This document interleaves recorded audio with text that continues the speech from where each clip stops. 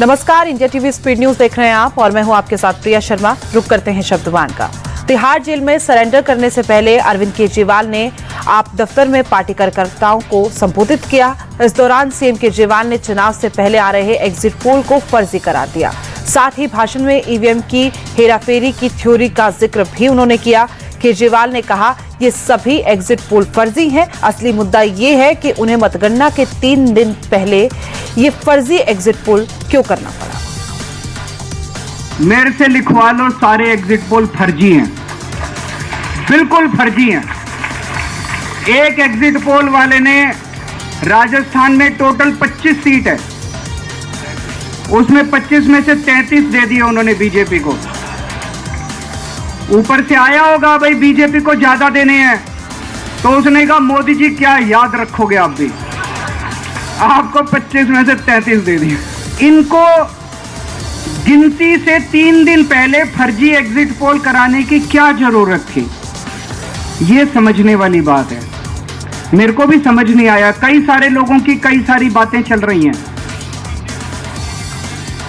एक ये चल रहा है कि इन्होंने मशीनों का घोटाला कर दिया।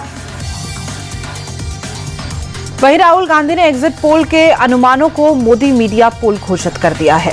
साथ ही कहा कि ये उनका फैंटेसी पोल है। जब राहुल से इंडी अलायंस को मिल रही सीटों पर सवाल किया गया तो राहुल गांधी ने सिद्धू मूसेवाले के गाने का जिक्र किया और कहा कि 295 सीटें इंडी गठबंधन भी जीत रहा है।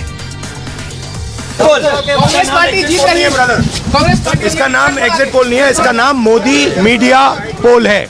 ये मोदी जी का पोल है। पूर्व कांग्रेस नेता प्रमोद कृष्ण ने एग्जिट पोल को देखते हुए कहा कि 4 जून को जो परिणाम आएगा वो चौंकाने वाला होगा। देश की जनता प्रधानमंत्री नरेंद्र मोदी को फिर एक बार प्रधानमंत्री बनाएगी। बीजेपी की सोच पोल से भी ज्यादा आगे है। साथ ही परिवारवाद पर भी उन्होंने जमकर निशाना किया। 4 तारीख को परिणाम आएगा, वो बड़ा चौंकाने वाला होगा। एग्जिट पोल से ज्यादा सीटें आएंगी। देश की जनता फिर एक बार नरेंद्र मोदी जी को इस देश के प्रधानमंत्री के पद पर आसीन करेगी। पूरा विपक्ष विदेशी ताकतों के हाथ में खेल रहा है और मुझे लगता है कि 4 तारीख के बाद विपक्ष के ये जितने नौसिखिए परिवारवादी पार्टी के शहजादे हैं, ये गुफाएं ढूंढते फिरेंगे। हैदराबाद से बीजेपी उम्मीदवार माधवी लता ने अलायंस और राहुल गांधी पर जमकर हमला बोला। माधवी लता ने एग्जिट पोल के बहिष्कार वाली बात पर भी अटैक किया। उन्होंने कहा कि राहुल गांधी और कांग्रेस की पूरी टीम डरी हुई थी। 24 घंटे बाद वापस आए क्योंकि सोनिया गांधी ने राहुल गांधी से हार स्वीकार करने के लिए कहा होगा। आखिरकार फैसला भारत की जनता ही करती है। Now, why did they come back after 24 hours? We all know that Sonia ji, Mama would have told Rahul ji, बेटा हारना तो हमारी आदत है।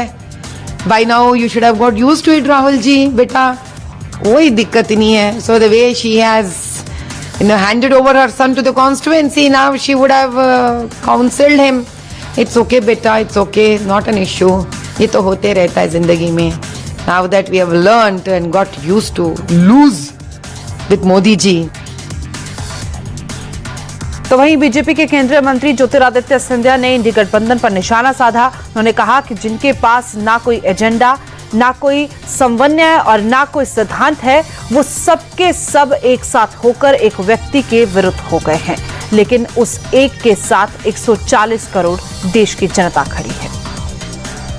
जिन लोगों के पास ना कोई एजेंडा, जिन लोगों के पास ना कोई समन्वय, जिन लोगों के पास ना कोई सिद्धांत, जिन लोगों के पास केवल स्वार्थ, वे सब के सब एक साथ हो गए एक व्यक्ति के विरुद्ध। लेकिन भूल गए कि उस एक व्यक्ति प्रधानमंत्री जी के रूप में उनके साथ 140 करोड़ देश की जनता एक साथ खड़ी हुई है।